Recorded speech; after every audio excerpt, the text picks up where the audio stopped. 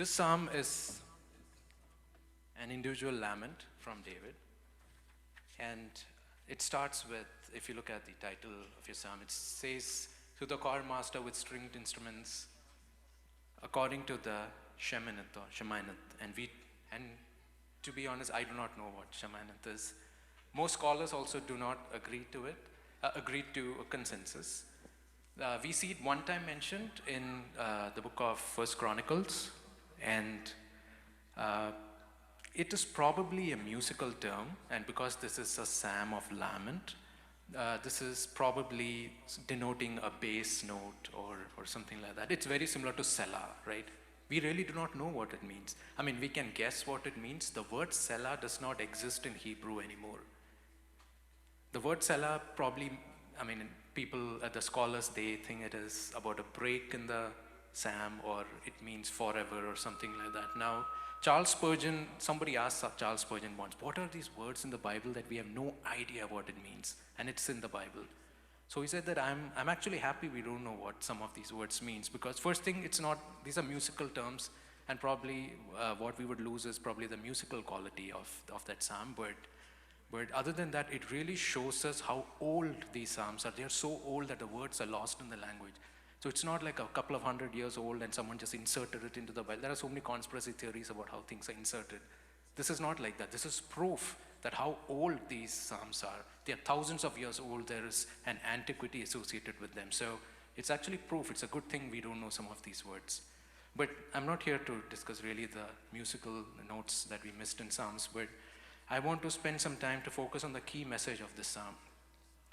This psalm is David's lament, where he recognizes the hardships that he's facing in his life due to unrepented sin. The psalm has two parts. The first 7 verses, it is the lament, and the last 3 verses, verses 8 to 10, here the psalmist returns to confidence that God has heard his prayer. Can we just look at the first 2 verses again? Because it provides some really good insights into the prayer for repentance. "O Lord, rebuke me not in your anger, nor discipline me in your wrath. Be gracious to me, O Lord, for I am languishing. Heal me, O Lord, for my bones are troubled. Be gracious to me, O Lord, for I am languishing." Verse 2. Some translations also say, or I'm weak, or I'm faint. It uses those words, but this is really the right way to plead before God. You don't plead before God by saying that, "Oh Lord, remember I was good in the past," or "Oh Lord, look at these people, I'm better than them." There's nothing about comparison here or nothing else here. It is David going and say, "Lord, I deserve destruction, have mercy on me." It's as simple as that. You go and plead your sin and your littleness. Repentance should be as simple as it's a really good template that David has provided here. Verses 3 to 5 goes like this: "My soul also is greatly troubled, but you, O Lord, how long? Turn, O Lord, deliver my life. Save me for the sake of your steadfast love. For in death there is no remembrance of you. In Sheol, who will give you praise?" Now, verse 5 at its outset seems a little off, but when you go closer, when you look at it, it's going to the crux of why God forgives us. Why does God forgive us? He loves us, yes. But God also forgives us. God shows mercy for his glory. And David is really tapping into that quality of God.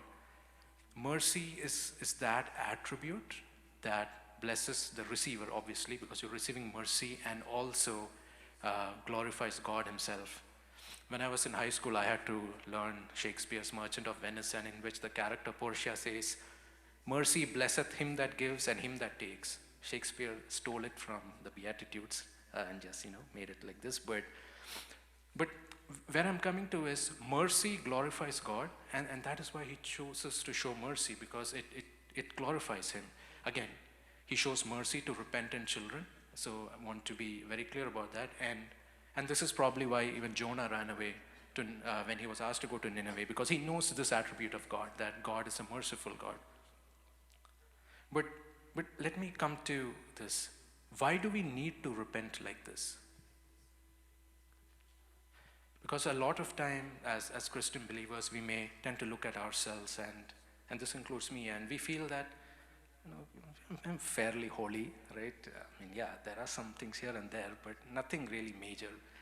And we don't do any of the big sins, and we know the big sins. We don't do any of the big sins. Most of the sins are either hidden or they are respectable sins, right? Where people won't complain much about it.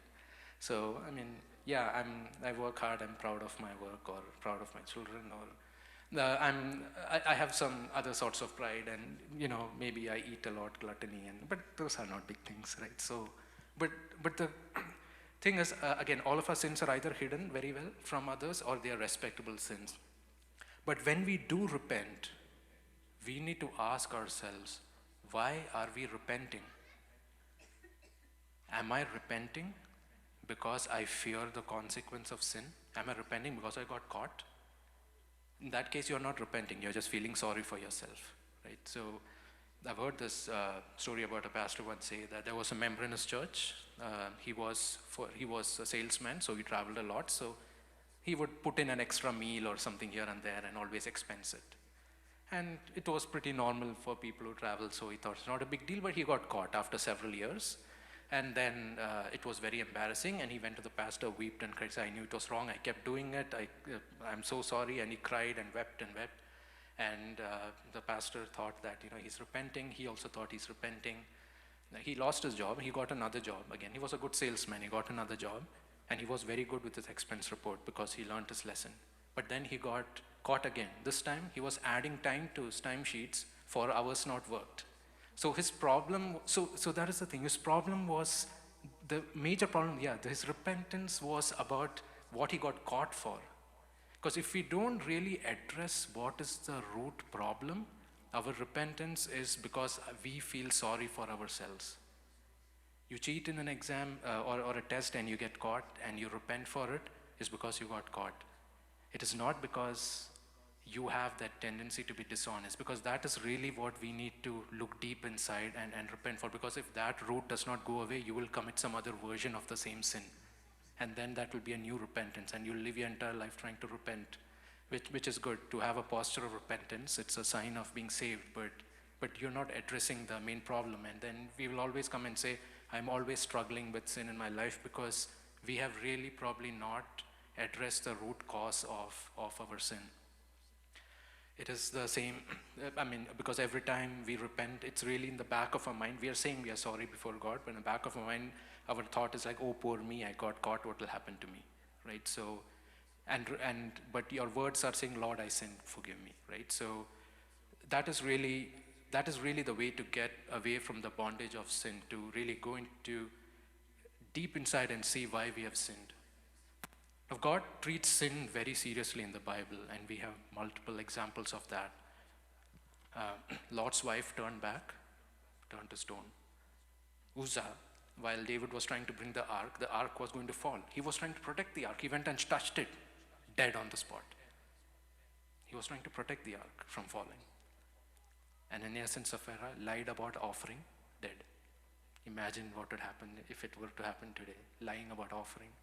So, but if you really look at it, sometimes, I'll be honest, I felt that this is God being a little excessive at times? I mean, he's a merciful God, but this is tough.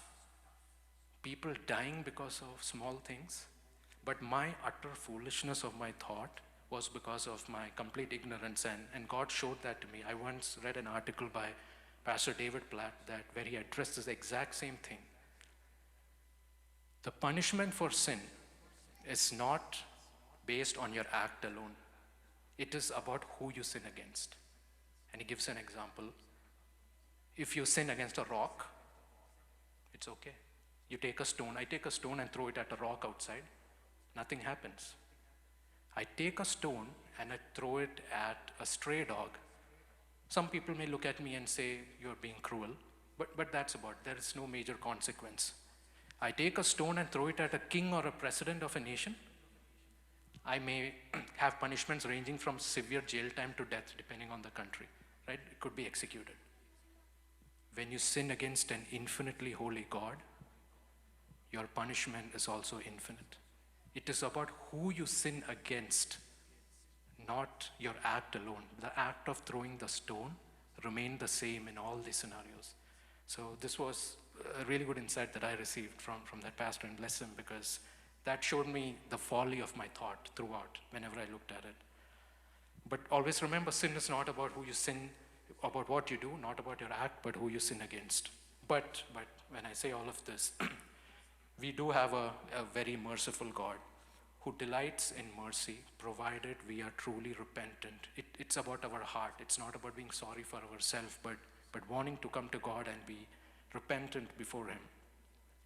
And truly, we cannot really repent without the help of the Holy Spirit. And that is the power that God gives us. Go out to God, ask the Holy Spirit to show you, expose our sins to us, and repent truly before God. 1 John chapter 1 verse 8 says, if we say we have no sin, we deceive ourselves, and the truth is not in us. It goes on to say, if we confess our sins, He is faithful and just to forgive us of our sins and to cleanse us from all unrighteousness. And this is true for every believer. And if we can get there, then we can say like David in verses 8 to 9, for the Lord has heard the sound of my weeping, the Lord has heard my plea, the Lord accepts my prayer. God bless you, church.